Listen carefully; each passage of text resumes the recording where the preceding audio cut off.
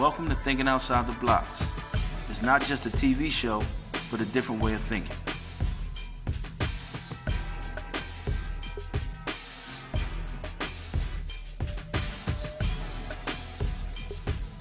A way of thinking that leads us to be self-sufficient, self-reliant, and self-employed.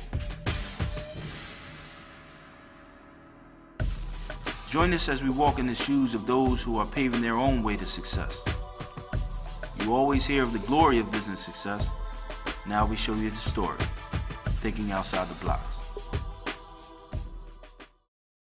Normally, on Thinking Outside the Blocks, we reach into the minds of successful business owners. In this segment, we're doing things a little different. Today we examine a 40-year-old institution that specializes in training, educating, and molding future entrepreneurs in the technical trade arena. Join us as we take a look at the inner workings of Penco Tech.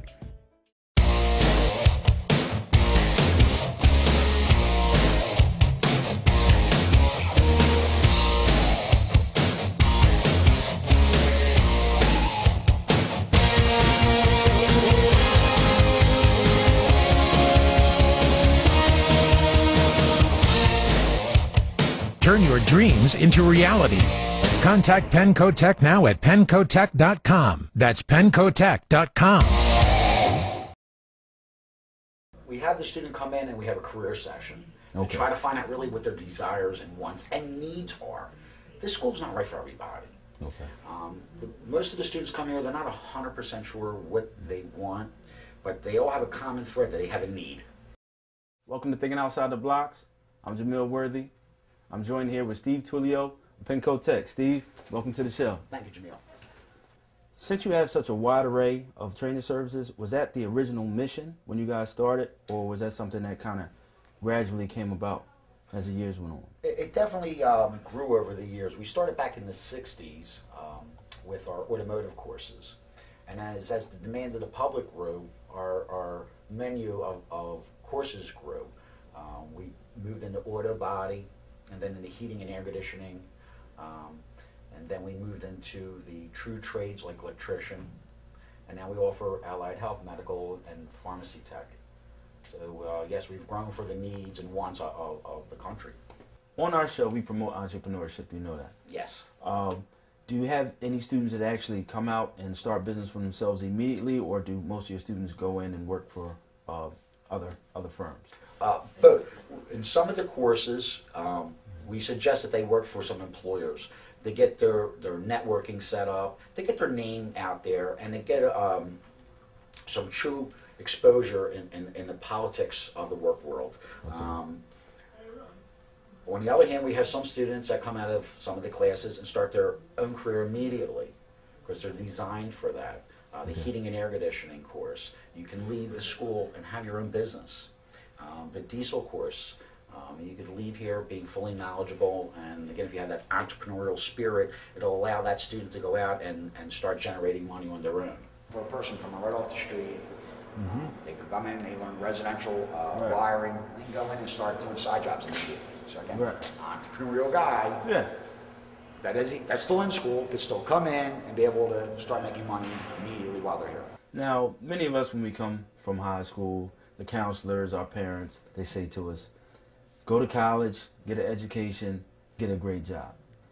If we're going to be honest, we all know it doesn't always work that way. Sounds good. It doesn't always work out that way. Right. That being said, are there any local high schools or any counselors that you know of around that actually promote Penco Tech as an option in high school? Right now we have a large high school campaign. We're very successful with it and very happy with its outcome. We have recruiters go to high schools, work with the guidance counselors, work with the co-op groups, work with students individually to see if this is a possibility for them. Okay. And at that point, we'll bring them and their families in. This is not always about the student, it's always sometimes about the family also. We're educating the student, but we're adding value to the family. We want the family to be behind this. For some families, this is the greatest opportunity or step that is happening to them. No, we're actually designed to get the student in, out, and working. It's anywhere between a year to about a year and a half is the normal stay here of a student. We do offer lifetime job placement assistance, so a student is never out of our school. As long as we're open and they have a desire to work, we'll always help them. When a student comes to Penco Tech, do they have to know exactly what field they want to go into, or is there an interim period where they can come and kind of figure out what best suits them? We have the student come in and we have a career session to try to find out really what their desires and wants and needs are. This school's not right for everybody. Most of the students come here, they're not 100% sure what they want, but they all have a common thread that they have a need. That need is for a career. So we sit with a career counseling session to find out what is going to best suit that student and fill their needs and wants. Do other businesses come here to scout, or do you have relationships with existing businesses in the area where you can place students? All the above. We have a 40-year track record of success, so we've been dealing with these employers for 40 years and nurturing that relationship. Also, we have an entire department dedicated to placement, helping a student find the right employer. So we do have a program set up that is both, where we have career fair, where we're a forum for these companies, where we present our students so they can go to work, being taken by these employers. Also, we have a department and a program set up that we can go out searching for the right job for that student. Again, this isn't about a pretty diploma on the wall. This is about a paycheck. So this is education for employment. The diesel technology program has grown. The need for these technicians has exceeded our dreams in the sense that these people are coming right out of school and becoming immediately employable upon graduation. On the other side, you have the green technology, like heating and air conditioning electricians.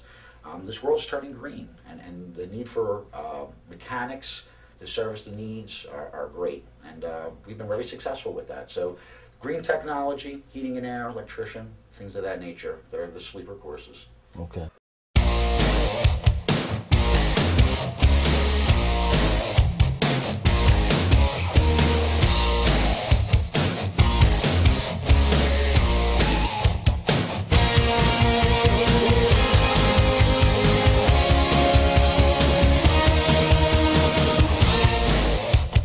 Turn your dreams into reality. Contact Penco Tech now at pencotech.com. That's pencotech.com. What type of training do you have in terms of the life skills aspect of moving on into the workforce? Some of the things you can't normally learn in the classroom. Do you have anything like that? Yeah, we believe all the courses have a little bit of that incorporated into the program. Makes a better, well-rounded student, which makes a better employee. Things is better, hygiene, grooming, appearance, social skills, interaction with other students and society in general. As much as they need to know their trade and their craft, they need to have how to be able to participate in the world also. So we do add in those life skills to make a well-rounded student and a better employee. The funny thing is, every once in a while a student knows that I was a former student myself, and they'll pull me to the side and say, Steve, how do I get the best job? How do I become that best student? Right. And it's no secret. It's the secret to life. It's what you put into it. It's your work ethic. For me, it was my attendance. Because if you show up every day, they could teach you. And if they could teach you, you will be successful. And there you have it. I'm Jamil Worthy with Steve Tullio. Jamil, thank you for having me. Thanks for being on the show. We're thinking outside the blocks. Hi, I'm Steve Tullio from Penco Tech, and this is Thinking Outside the Blocks.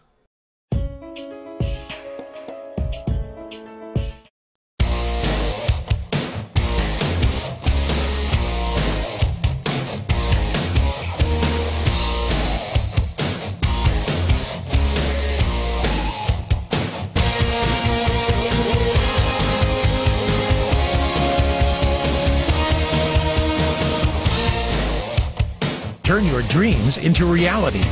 Contact Penco Tech now at pencotech.com. That's pencotech.com.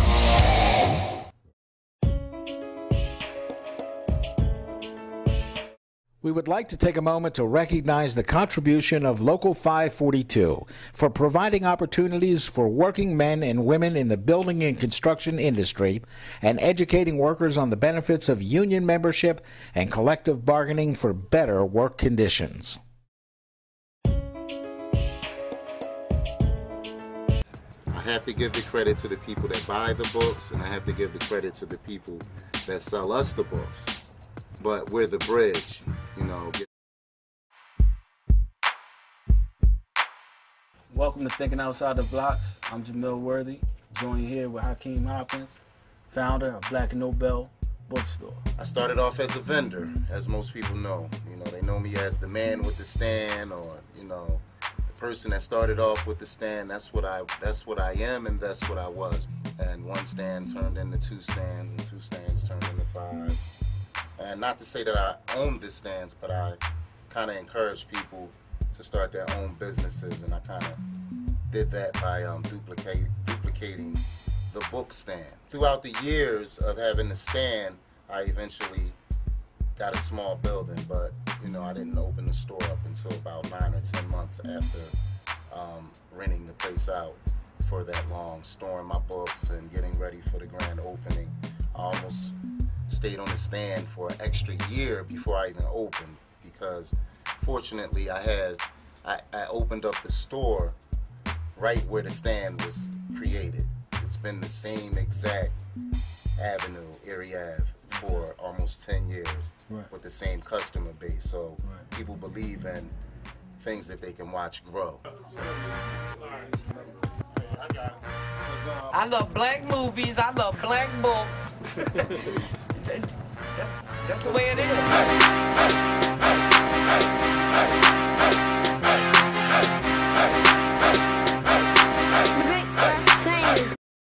Right off the Broadway sub stop, Philadelphia, PA.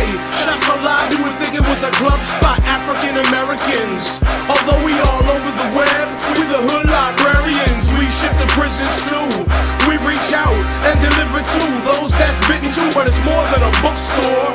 You want it, we got it. Mixtapes, DVDs, and culture products. Black & Nobel got our hands in a lot of projects. We welcome all to come build. The energy is positive. And remember, other teams is awakened conscious. Come through and experience this place of knowledge. They say they'll put it in a book if they wanna hide it from us. But we got them books so you can buy it from us. Something to read while you on a train or riding a bus. Get your read on, food for thought, get your eat on. Black & Nobel, I buy my books at Black & Nobel. Black & Nobel, I buy my books at Black & Nobel. Black & Nobel, I buy my books at Black & Nobel. Black & Nobel, I buy my books at Black & Nobel.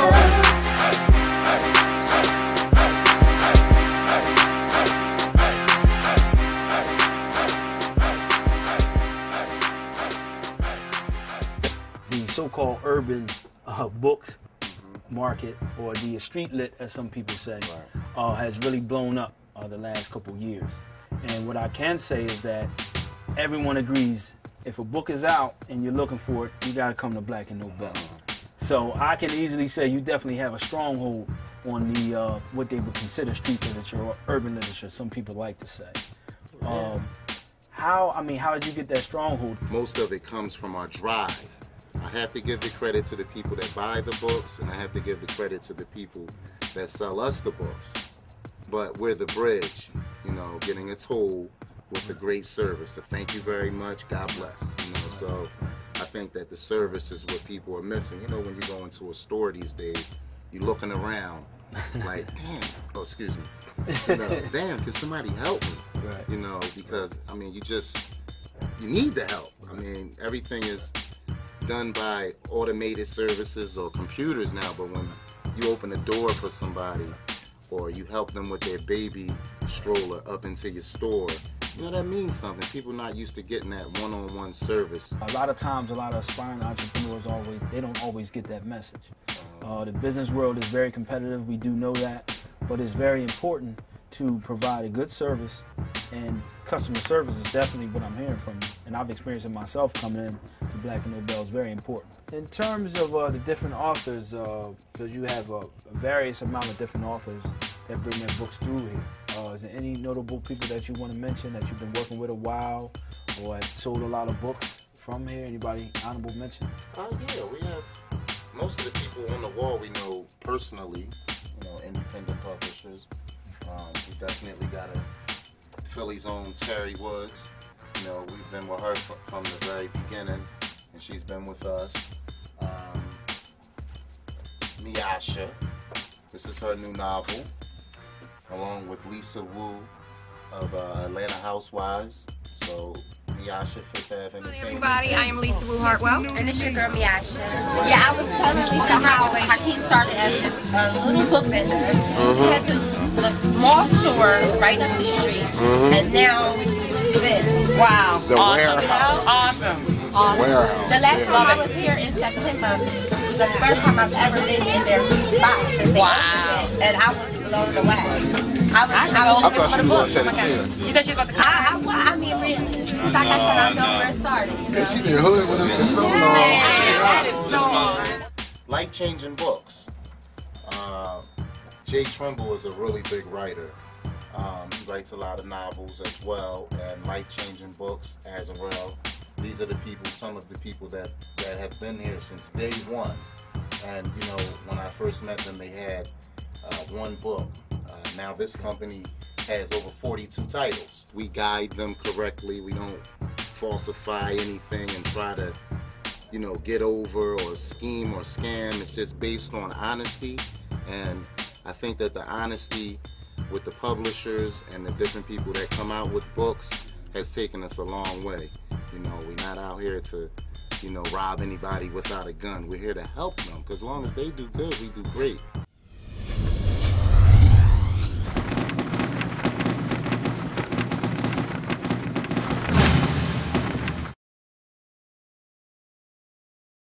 One thing that I can say, and I think a lot of people would agree, the internet is very, very, very big nowadays in terms of having a presence, building a brand. In my research, I've seen that you have a heavy, heavy web presence. How much of that is a part of your business? I look at the internet as what it is. www. Stands for World Wide Web. So, what more can you ask for? You can reach the world with the click of a button. So we're clicking a lot of buttons every day, all day. Whether we're getting a check right away or not, it's you can spread your business so fast. I think that most people that use the internet, they do it for fun. They're on Facebook, they're on Twitter, they're on YouTube and all these other places, going to all these websites, but we kind of put that same integrity that we had with the stand behind the internet. And it works in business. A lot of people spend time on Facebook. If you turn that Facebook into a business, you have more money in your pocket.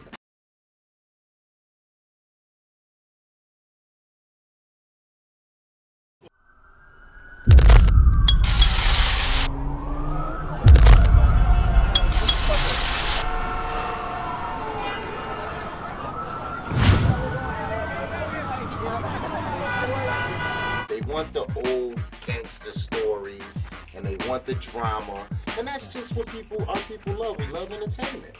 Not to say that that's educational, but it's a story, and it's a true story. So true stories sell as well.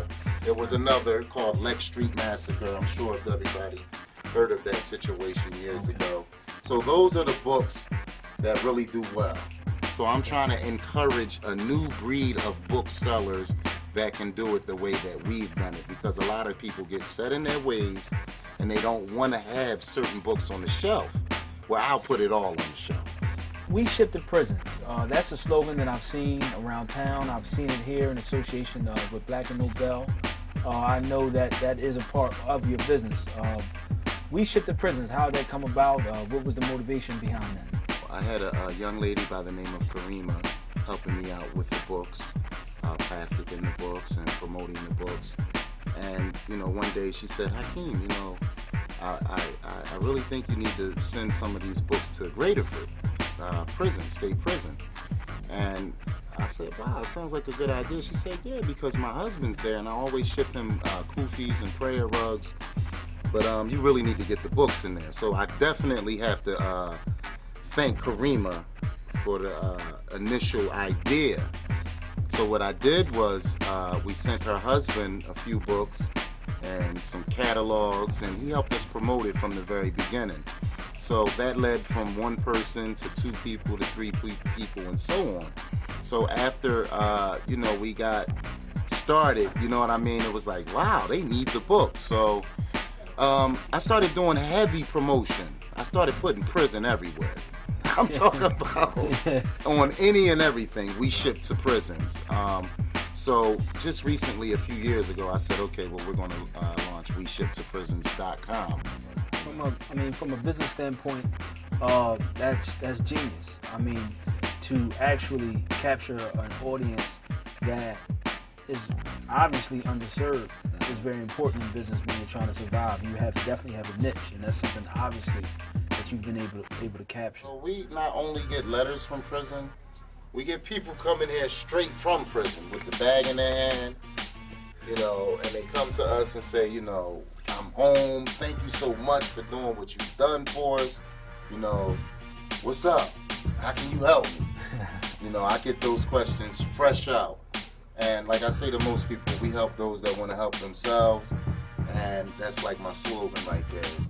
We have people coming out of prisons wanting to sell books. Now they done read them, now they want to sell them. Right. So it lines right up for us. So soon we will be starting ex-offender programs and so forth. The prison is something that's becoming like a cycle now. So that's like going to school now. It's becoming a badge of honor, and that's what I'm trying to stop. Trying to stop people from thinking that prison is cool. It's not cool. We just came up with a campaign. Even though we send the books to prison, jail is for suckers. So we're trying to let people know that jail, that's enough of that. Leave that alone and get into these books and start taking care of your children and your families. Even though we talk about sales and we talk about business, when it comes down to it, we got to get ourselves together. We definitely can say you are thinking outside the blocks in terms of how you approach business and how you've carved out a niche for yourself. So again, I'd like to thank you for coming on. I know our viewers appreciate the information you shared. We'll see you next time. Thinking outside the blocks. Jamil Worthy, Hakeem Hopkins, Black and Nobel. Appreciate it. All right. Peace. This is Hakeem Hopkins of Black and Nobel, and this is Thinking Outside the Blocks.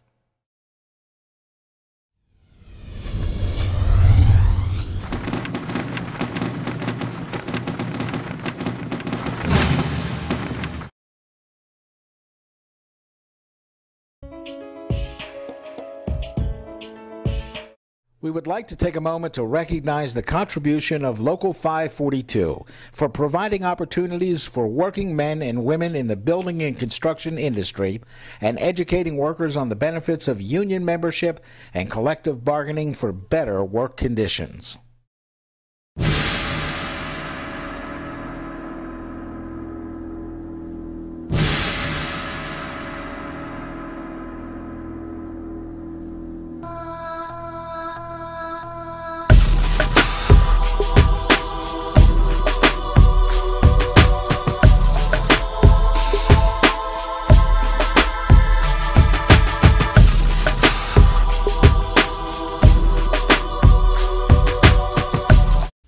In this segment of Looking Back to Look Forward, we focus on the life and achievements of the wealthiest black man of his era, Reginald F. Lewis. Reginald Lewis was born to a working-class family in East Baltimore on December 7, 1942. He grew up prior to the Civil Rights era in the midst of blatant discrimination and exclusion, which some suspect fueled a young Reginald's drive and desire for excellence. His lifelong desire for wealth and success was evident as he shined in the classroom, boardroom, and on the playing field, lettering in football, baseball, and basketball in high school. He went on to attend Harvard Law School and became a successful corporate lawyer before reinventing himself into a financier and buyer of corporations. Known as a tough negotiator and brilliant business strategist, Lewis moved into an elite circle of Wall Street dealmakers and reigned over a commercial empire spanning 4 continents, making himself the wealthiest black man in history during that period. Lewis garnered great respect as he put together one phenomenal deal after another. His greatest feat was the purchase of Beatrice International Foods, a global giant with 64 companies in 31 different countries for just under $1 billion, outbidding several multinational companies like Citigroup, who utilize large teams of accountants, lawyers, and financial advisors. Reginald achieved his success utilizing both financial and legal savvy to achieve the most spectacular buyout of a company the size of Beatrice in an era of similar acquisitions. In Lewis, we recognize a man of boundless ambition and legendary work ethic who would not accept defeat of any kind as he overcame great obstacles time and time again. In January of 1993, at the young age of 50, Reginald Lewis died of brain cancer. He left behind a personal fortune estimated at $400 million and putting him on the list of the 400 wealthiest Americans.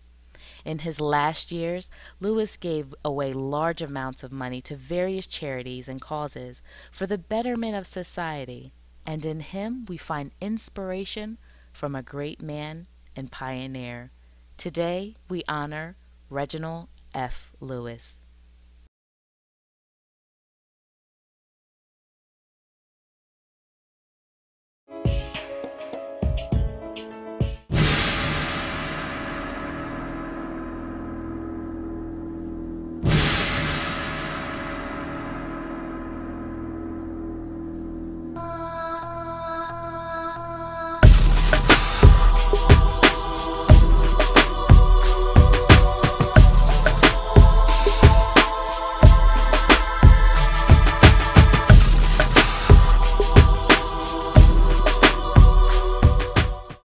Many of us, when we come from high school, the counselors, our parents, they say to us, go to college, get an education, get a great job. If we're going to be honest, we all know it doesn't always work that way. Sounds good. It doesn't always work out that way. Right. Pull me to the side and say, Steve, how do I get the best job? How do I become that best student? Right. And it's no secret. It's the secret to life. It's what you put into it. Okay. It's your work ethic. For me, it was my attendance.